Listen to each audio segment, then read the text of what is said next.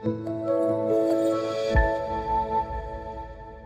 a gente tinha voltado, né, no período da manhã, falar um pouquinho sobre a análise do cortisol salivar, lembrando, né, que cortisol salivar, quando a gente fala da análise em saliva, nós estamos falando da fração livre do cortisol, ou seja, não ligada a proteínas, efetivamente existe uma correlação entre o cortisol da saliva e o cortisol livre do plasma, tá? Isso é importante entender que a correlação que a gente tem entre o cortisol não é cortisol total e cortisol salivar, é cortisol livre com livre, ok? E aí eu trouxe para vocês aqui alguns exemplos de como que a gente coloca isso na nossa prática, né, profissional, como que a gente coloca isso no contexto do esporte, tá? No contexto do esporte, nós temos aqui um exemplo, um grupo de jogadores que nós avaliamos aqui na cidade de Campinas durante a Copa São Paulo, Taça São Paulo de futebol. Acontece geralmente no mês ali no início do mês de janeiro, né? Vai até final do mês de janeiro. E geralmente esses jogos eles acontecem num período assim, às vezes acontece 1 hora da tarde, 2 horas, 3, 4 horas, período assim que é muito quente. E aí o que existia na época era uma preocupação com a hidratação desses atletas e com a recuperação, visto que eles tinham apenas um dia de descanso entre uma partida e outra. Ou seja, a nossa proposta lá foi, através das análises laboratoriais e de uma nutricionista que estava participando com a gente no grupo, de colocar algumas estratégias que pudessem melhorar, né, o desempenho e evitar desgastes e lesões nesse período. Bom, o que que nós fizemos? Coletamos amostras de sangue, de saliva e de urina para fazer uma avaliação, e as amostras de saliva nós coletamos em repouso, no período da manhã, e imediatamente após a partida, para a gente ver ali, através do cortisol salivar, uma relação com intensidade e também com a questão relacionada a, por exemplo, intervenções que pudessem ser realizadas individualmente. E aí, olha que interessante, se a gente colocar antes e depois, né, nós vamos ver que alguns dos jogadores, como o número 6 e o número 10 aqui, né, no gráfico, não são a numeração deles em jogo, a gente está vendo aqui que tem aqui um aumento já de cortisol no período da manhã, antes mesmo da partida, ou seja, isso denota o efeito do cortisol aqui relacionado a um estresse comportamental. Então, lembrando que o valor de referência está próximo aqui dos 20, ó, tá? Então, está bem assim.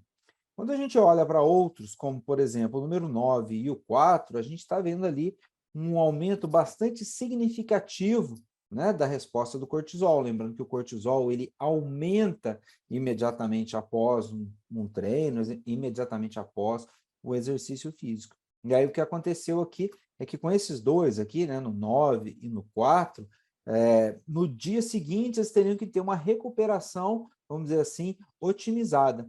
Então, quando a gente pensa nas ações do cortisol no organismo, nós temos que pensar em aumento da gliconeogênese, aumento da proteólise e o aumento da imunossupressão, né? O risco de diminuir a imunidade. Então, proteger esses atletas. Então, pensa nisso. Olha para vocês verem aqui, nós temos o 11 também respondeu com aumento importante, o 7. Então, na época, o que que a nutricionista do grupo que estava trabalhando com a gente realizou de intervenção? Para esses que tinham o cortisol, né, mais elevado, aí foi aplicado lá, por exemplo, um carboidrato durante e após a realização da partida. Tinha aqui alguns deles também, onde a gente podia atuar, pensando também numa proteção antioxidante, pensando que esses que tiveram um esforço maior estão submetidos a um risco maior de lesão por conta do aumento da enzima creatina quinase, que a gente também observa. Então, percebam que para alguns aqui a estratégia é diferenciada, mas para outros, como por exemplo o número 1 aqui, provavelmente foi o goleiro, a gente está vendo aqui que pouco se alterou em termos de cortisol. Então, a gente tem que avaliar essa resposta. Agora, qual que é a grande vantagem de se fazer uma técnica como essa, analisar o cortisol na saliva, tá? Ao analisar o cortisol na saliva, nós estamos excluindo a necessidade de fazer uma coleta de sangue. Então, é muito mais fácil de convencer as pessoas a fazer uma coleta de saliva após uma partida. Ou você pode pegar o seu atleta, a pessoa que você está acompanhando, e fazer ali uma análise desse cortisol antes e depois de um treino, antes e depois de uma partida, sem necessariamente necessitar do laboratório lá no local da coleta. Então, a pessoa pode fazer a coleta e ela mesmo pode já fazer o envio dessa amostra para o laboratório. Tá? Então, nós temos aqui uma série de vantagens de trabalhar com a saliva. Mas para trabalhar com a saliva aqui, a gente tem que ter alguns cuidados, né? Então, no período da manhã, você vai fazer a coleta lá.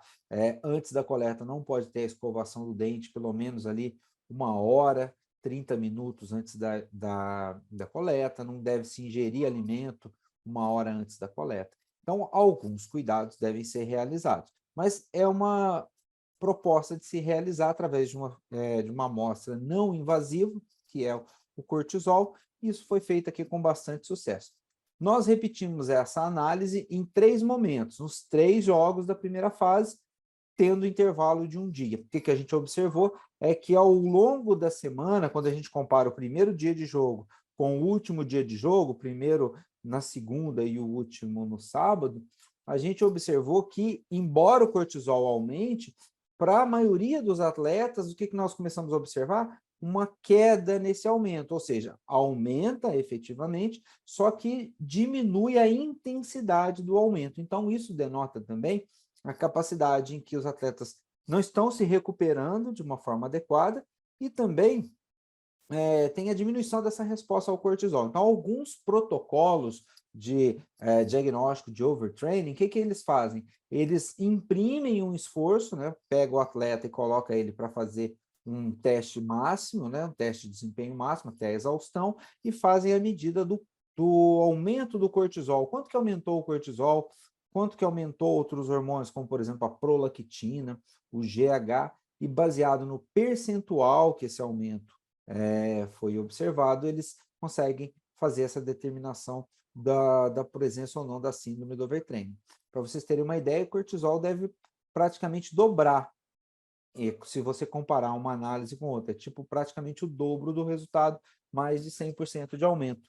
E aí eu vou colocar depois para vocês aqui outras propostas que a gente utiliza baseando-se no cortisol salivar. Esse estudo, né, do grupo do Dr. Flávio Cadegiani, de 2017, um estudo bastante interessante. O grupo de pesquisa do Dr. Flávio Cadegiani, através de um estudo bastante interessante, que foi o estudo dos achados de alterações endócrinas e metabólicas em síndrome do overtraining, ele mapeou uma série de alterações hormonais e bioquímicas. E uma das alterações hormonais que foi observadas na síndrome do overtraining é essa que eu vou apresentar para vocês. Basicamente, como que eles fizeram um estudo? Eles separaram através de um questionário primeiro para avaliar a síndrome do overtraining. Então, eles separaram atletas com síndrome do overtraining, atletas saudáveis, questionário baseado no posicionamento do Colégio Americano de Medicina do Esporte e também do Colégio Europeu. O que eles fizeram? Separaram esses 2 grupos, né, síndrome do overtraining e atletas saudáveis, e fizeram uma série de análises hormonais, dentre elas o cortisol salivar. Só que ele analisou o cortisol salivar não antes e depois de um estímulo do exercício. Ele pegou o cortisol salivar ao acordar, o cortisol salivar 30 minutos depois de acordar, o cortisol salivar às 16 horas, período da tarde, e às 23 horas. Existem pessoas que optam por fazer a análise da curva do cortisol. A gente não tem necessidade de fazer todos esses pontos. Na questão relacionada à síndrome do overtraining, esse estudo mostrou o seguinte, que se você fizer o cortisol ao acordar, cortisol na saliva é importante, e o cortisol 30 minutos depois de acordar, o que eles observaram com os atletas overtreinados? Os atletas com síndrome do overtraining, eles não apresentavam uma resposta satisfatória do cortisol salivar 30 minutos após ao acordar, comparado com os atletas aqui em vermelho, né? Os atletas em vermelho, que são os atletas overtreinados, comparados com os atletas saudáveis. Então, é sabido, né, que quando nós acordamos, né, 30 minutos depois de acordar, nós temos ali um pico de elevação do cortisol. O cortisol tem essa resposta fisiológica. Ao longo do dia, o cortisol vai diminuindo até encontrar seus menores valores no período da noite. Tá? Então, nesse estudo, é importante observar que ele descobriu ali que nesses atletas com síndrome do overtraining, talvez seria uma ferramenta para detectar o overtraining se você não encontrasse essa elevação do cortisol 30 minutos ao acordar. Ou seja, você pegar aqui em vermelhinho, acordou, o cortisol está no limite, 30 minutos após acordar, continua no mesmo patamar. Então, não seria necessário fazer uma curva de cortisol ao longo do dia. Okay? Então, aqui uma estratégia interessante para a gente avaliar, né, quando a gente está suspeitando da síndrome do overtraining. Uma outra forma da gente cruzar esses dados, como eu falei com vocês, é aquele teste de desempenho. E nesse casinho que eu vou discutir rapidamente com vocês, e até depois, se vocês quiserem mais detalhes, a gente pode até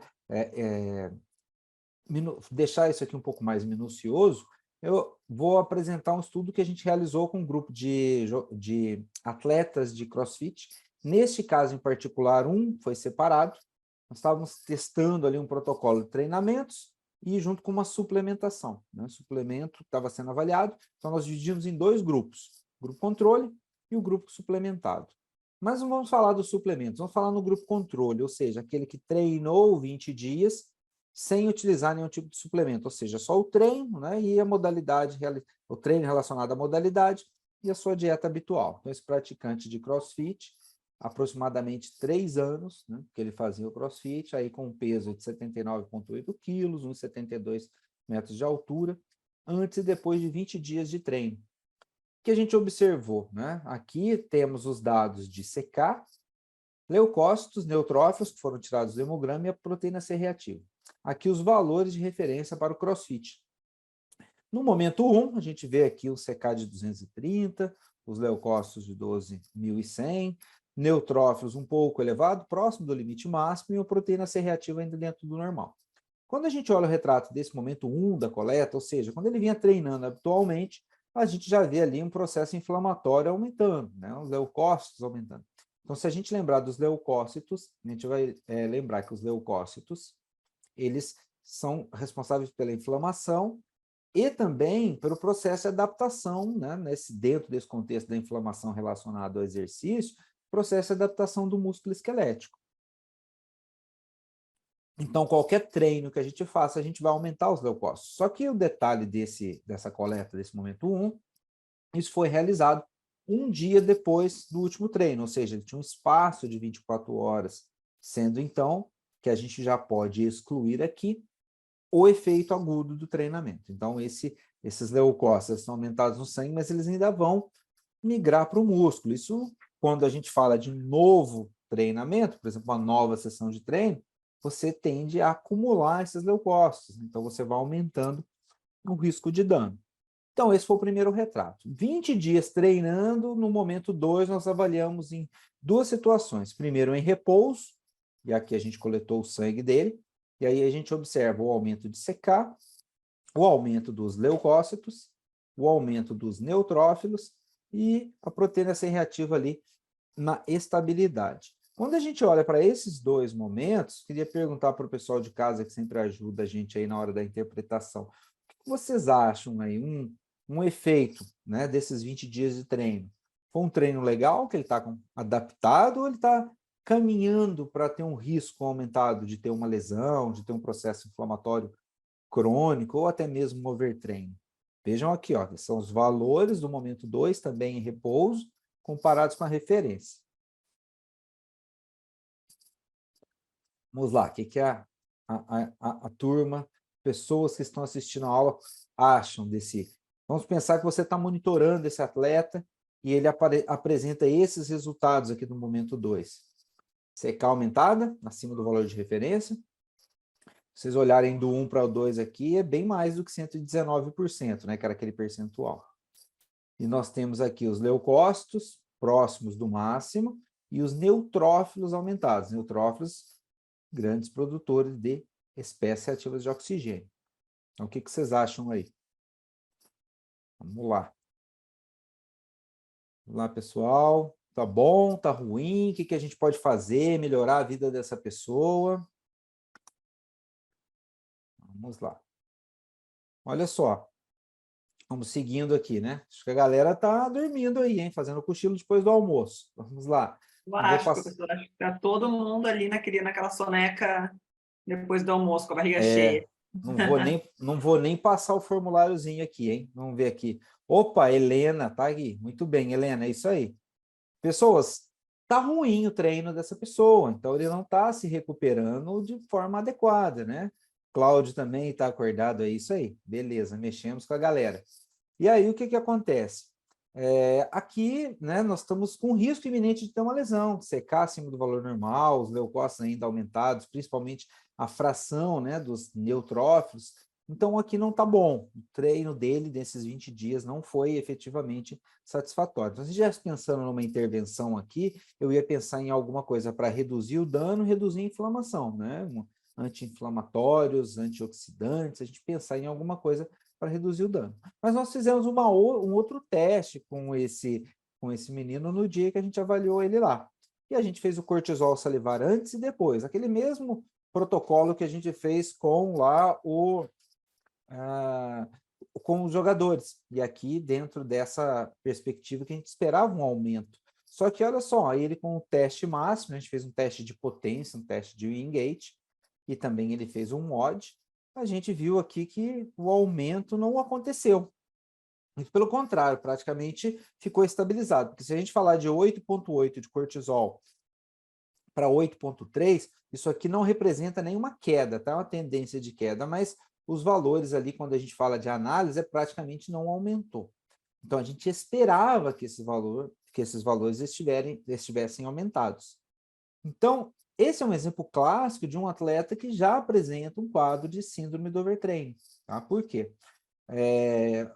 Os estímulos do exercício não conseguem fazer com que ele responda positivamente. Aí, se a gente está falando que o cortisol não aumenta, outros hormônios que são produzidos frente ao estímulo de ACTH não estão aumentando. A gente não tem aumento de DHEA, eu não vou ter aumento, por exemplo, de outros hormônios, como, por exemplo, a própria aldosterona, as catecolaminas. Então, isso daqui me dá uma ideia de que as coisas não estão indo muito bem aqui, neste caso, desse atleta. Então, para vocês perceberem que eu consigo colocar, além de alguns testes, né, normais, testes funcionais. Então, quando você pode usar esse teste? Por exemplo, o antes e o depois. Se você estiver pensando, por exemplo, em avaliar uma equipe ou avaliar um atleta naquele período onde ele começa a apresentar, às vezes, uma alteração do desempenho, para que você possa discriminar um possível overtraining, porque você pode encontrar uma condição, né, conhecida na literatura como overreaching não funcional.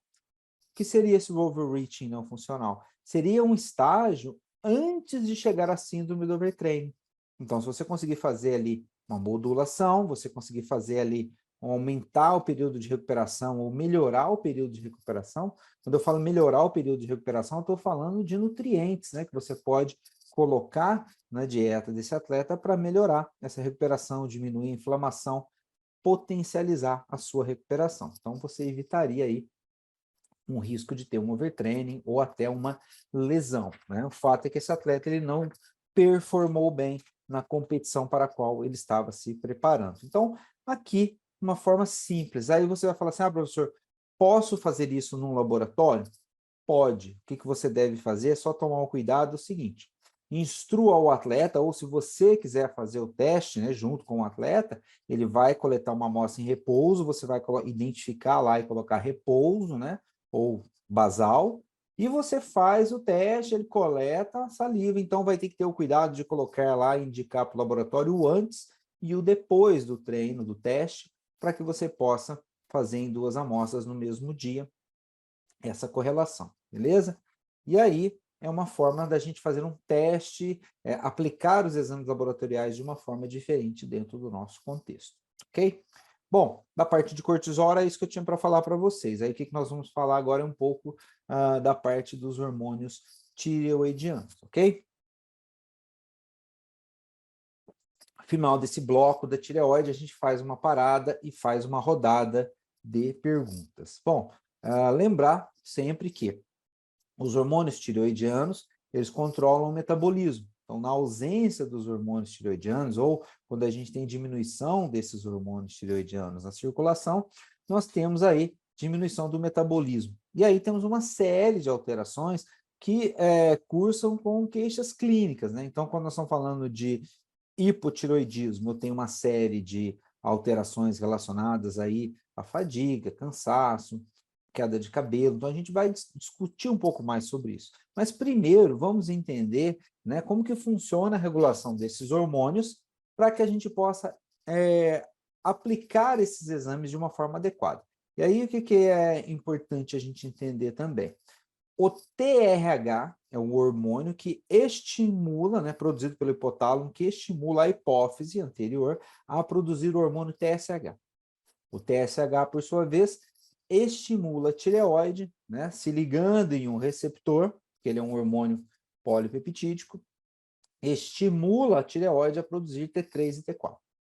Para produzir T3 e T4, a gente vai precisar de algumas substâncias, né? A gente vai precisar de aminoácidos, de alguns micronutrientes, e aí esse processo acontece, a formação dos hormônios T3 e T4, eles vão para a circulação, sendo transportados por proteínas plasmáticas. Mas prestem atenção numa coisa, nós temos T4, um hormônio ativo, tem receptores de T4 que vão agir, mas o hormônio T3, que é produzido a partir de T4, ele é metabolicamente mais ativo. Então, algumas das nossas células, como por exemplo no músculo esquelético, no fígado, no próprio cérebro, a gente tem algumas enzimas chamadas de deiodinases que removem o iodo lá do T4 formando T3. E aí o T3 passa a se ligar nos seus receptores próprios, né, estimulando várias funções metabólicas. Por que eu estou dizendo isso? Porque para produzir T3 eu preciso do T4 e preciso das enzimas que fazem a produção de T3. Quando o meu organismo está, né, ali naquele processo em que ele precisa poupar energia, ele diminui um pouco o metabolismo, diminuindo a produção de T3. Então, nós temos enzimas que produzem, a partir de T4, um hormônio inativo chamado de T3 reverso. Então, esse equilíbrio de T4 e T3 ativo é que fazem o metabolismo ficar sob controle. Então, em momentos que você, por exemplo, gasta mais energia, você pode ter uma alteração do nível desses hormônios. Então, para a gente entender que para avaliar um praticante de atividade física ou um atleta, ou alguém que a gente estiver avaliando, né, a função tireoidiana, nós não podemos pedir nunca só o TSH, e é um erro que eu vejo pessoas cometendo, solicitando somente o TSH, sem T3, sem T4, sem outros componentes importantes que a gente vai avaliar aqui. Eu posso ter uma pessoa que tem o TSH normal, mas já apresenta diminuição do T3, e aí a gente não vai conseguir identificar essas pessoas, ok? Então, seguindo aqui, para a gente conhecer um pouquinho mais desses hormônios.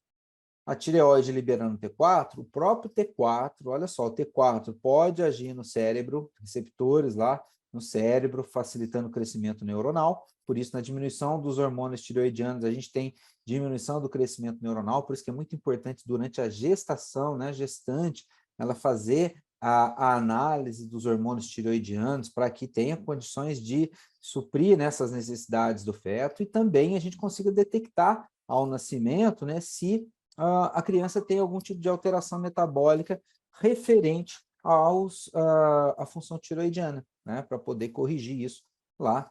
Isso é realizado através dos exames, lá aqueles testes conhecidos como teste do pezinho. Bom, o T4 também age lá no fígado, nos seus receptores, estimulando o metabolismo lipídico, metabolismo de gorduras e síntese de colesterol. No osso, a gente tem aí crescimento e maturação, sendo mediado pelo T4 também.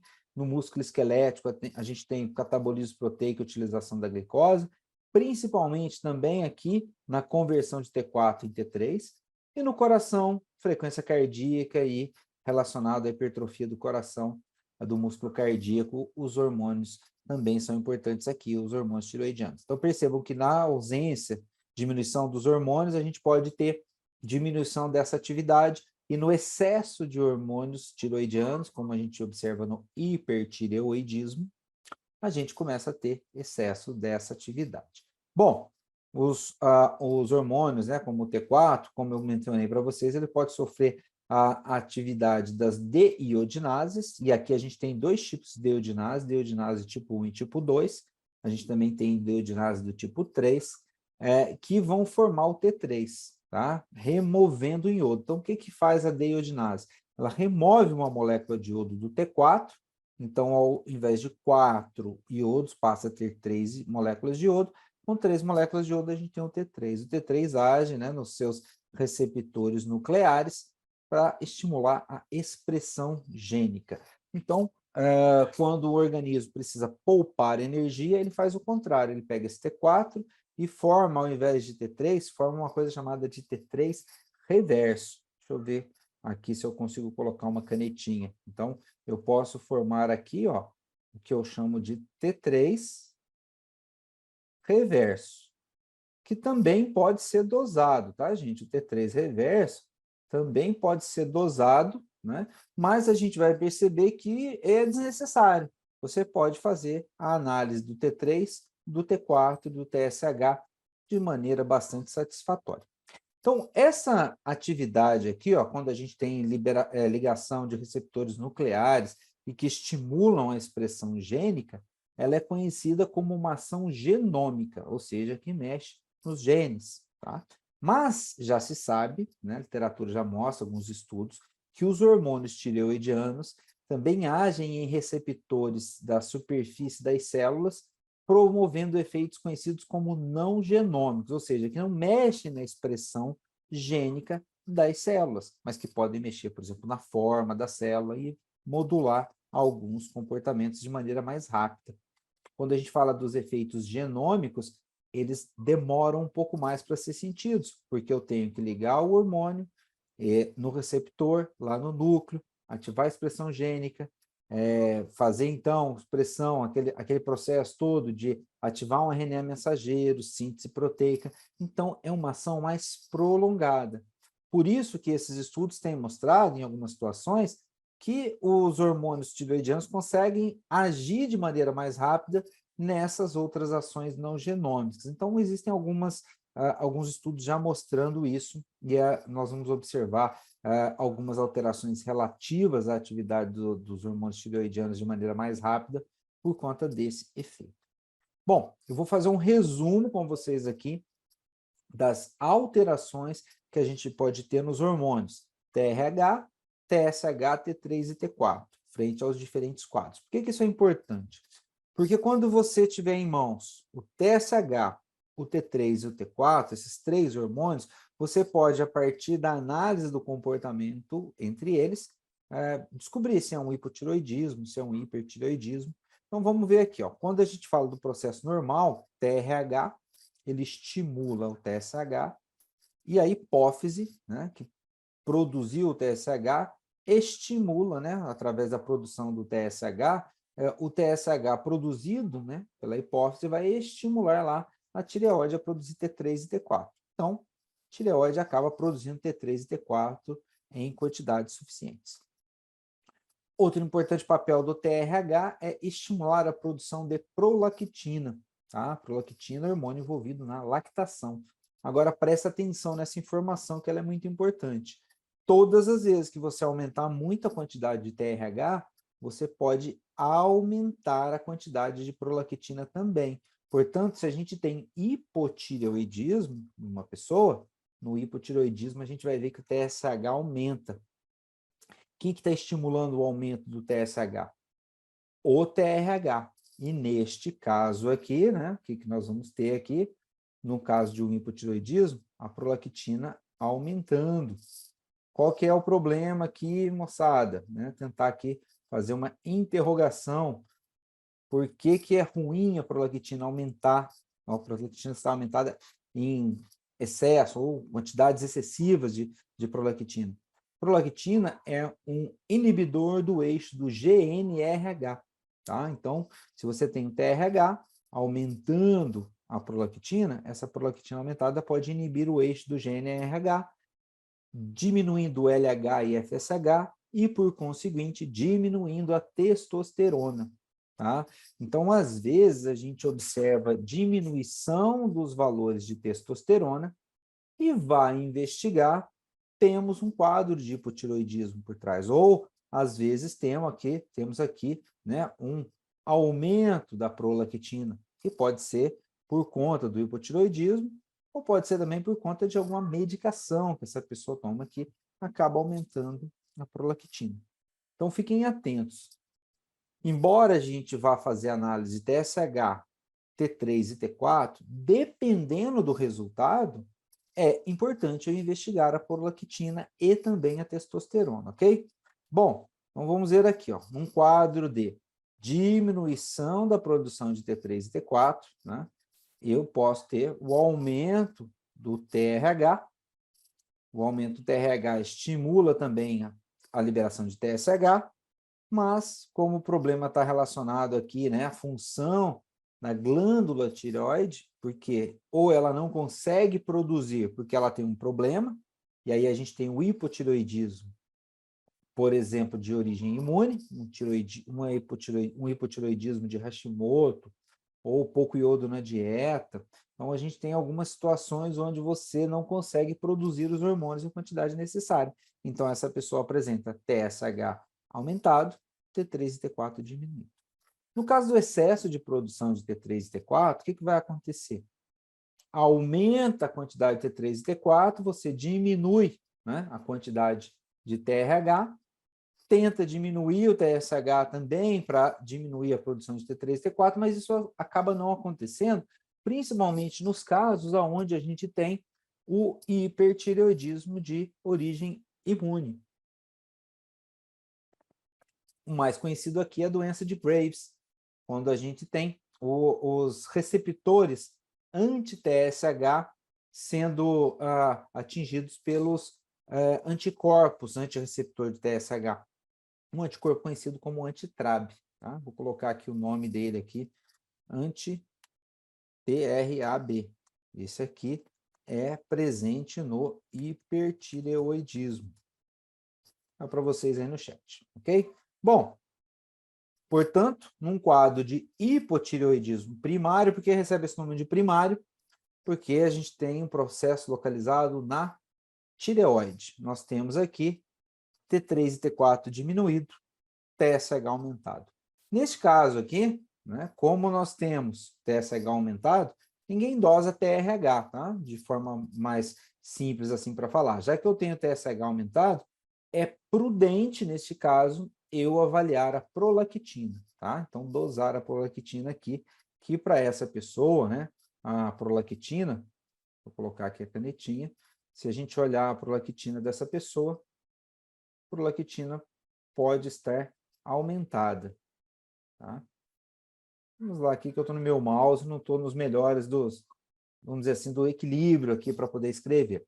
Então, fiquem atentos que quando você tem hipotireoidismo, geralmente você precisa lá dosar a prolactina. Bom, no caso do hipertireoidismo, a gente tem TSH diminuído, T3 e T4 aumentado. Bom, existe uma condição importante que a gente tem que identificar aqui.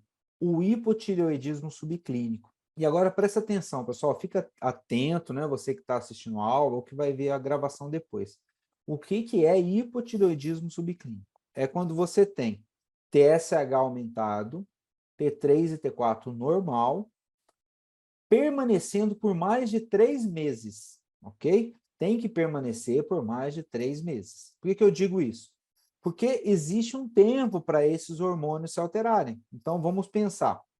Lembra que eu mostrei no slide anterior? Começa a diminuir T3 e T4. Então, o que acontece? Se eu tenho pouco T3 e T4, eu começo a mandar uma mensagem para o hipotálamo, para depois o hipotálamo estimular a hipófise a aumentar o TSH. Então, primeiro altera o T3 e T4, para depois aumentar para alterar o TSH no hipotireoidismo, ok? Então, eu não sei se esse aumento do TSH ele já está vindo em transição em resposta ao T3 e T4. Então, você espera 3 meses e repete esse exame, ok? E aí, se permanecer depois de 3 meses o mesmo quadro, TSH aumentado, T3 e T4 normal, aí sim você tem o hipotireoidismo subclínico. Algo que é comum acontecer, a gente tem esse quadro de hipotireoidismo acontecendo em uma parte significativa da população, e a tendência é que em até 1 a 2 anos os valores se normalizem. Às vezes não é necessário nem utilizar a medicação, ok? Mas cuidado, se a gente está trabalhando com um atleta ou um praticante de atividade física, é comum a gente ter, durante as fases mais intensivas de treino, ou fases mais pesadas de treino, um aumento do TSH discreto acima do valor de referência, sem ter alteração de T3 e T4. Isso não é hipotireoidismo subclínico, ok? O exercício físico não induz hipotireoidismo subclínico. O que acontece é uma oscilação. Só que o que vai acontecer? Como isso é uma fase do treinamento, a gente tem depois uma normalização. Você acaba normalizando esse período como uma fase de adaptação de estabilidade. Então, volta ao normal. Então, se você repetiu lá depois de os 3 meses e continua normal esses valores, né, dentro TSH, T3, T4 dentro da faixa normal, então não era hipotireoidismo subclínico, era essa questão relacionada aí, né, à estabilização por conta do treinamento. Não, repetiu e continua alterado, no mesmo patamar, só o TSH alterado, então aí sim é o hipotireoidismo subclínico. Então prestem atenção nisso, porque é comum para quem vai fazer atividade física começar a treinar. E se você vai fazer o exame de TSH, é importante que você, pelo menos um dia antes, né, ou 2 dias antes, não faça um treino muito pesado, né? Ou se você estiver participando de uma competição, não vá fazer na sequência o exame de TSH, porque você ainda pode encontrar resquícios dessa alteração.